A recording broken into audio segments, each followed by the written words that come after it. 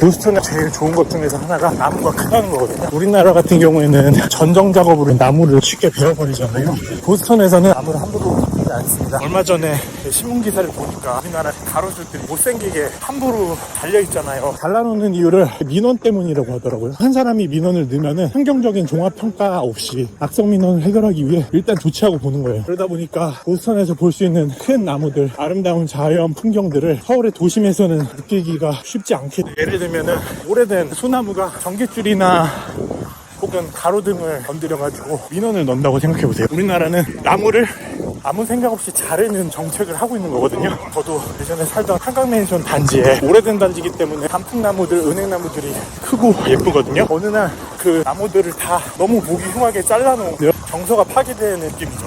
이런 행동을 하는 이유가 뭐냐? 그 이유는 환경이라는 것을 단순히 하나의 자원으로 보고 환경을 보호하는 이유도 자연 그 자체를 소중하게 생각하거나 보호하기 위해서가 아니라 자신에게 도움이 되는 범위 내에서입니다. 모두가 자연을 보호해야 한다고 생각하죠. 자연을 보호하는 동기는 각각 다르게 가지고 있어요. 환경심리학 연구에 따르면 자연을 보호하는 이유는 세 가지로 나뉘어지는데요. 첫 번째, 이기적 egoistic orientation, 두 번째는 altruistic orientation, 이타적인 동기, 세 번째는 bio orientation, 생태적인 동기, 생태적인 가치관입니다. 그 세 가지 동기를 나뉘어요. 이기적 가치관, 이타적 가치관, 생태적 가치관. 이런 가치관과 동기에 따라서 행동이 어떻게 바뀔까요? 이기적 가치관을 가질 경우에는 환경을 보호하는데 자기 자신에게 도움이 되는 범위에서 친환경적인 행동을 하게 돼요. 예를 들어서 내가 친환경적인 행동을 함으로써, 재활용을 함으로써 분리수거를 하거나 친환경 제품을 구매할 때 자신의 이익과 비용을 고려했을 때 이익이 더 큰 거예요. 예를 들어서 자기 이미지가 좋아지겠죠. 반면에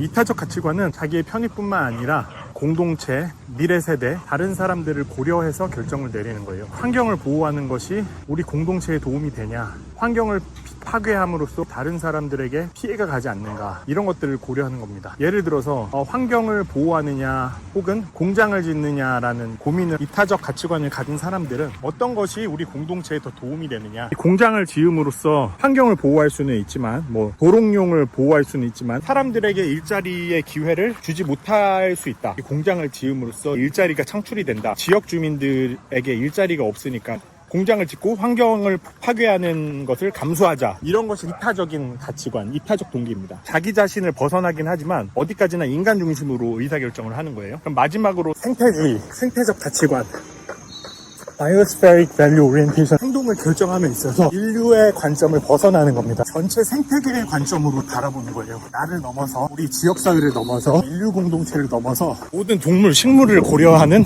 의사결정을 하게 됩니다. 인간 중심의 이익과 비용을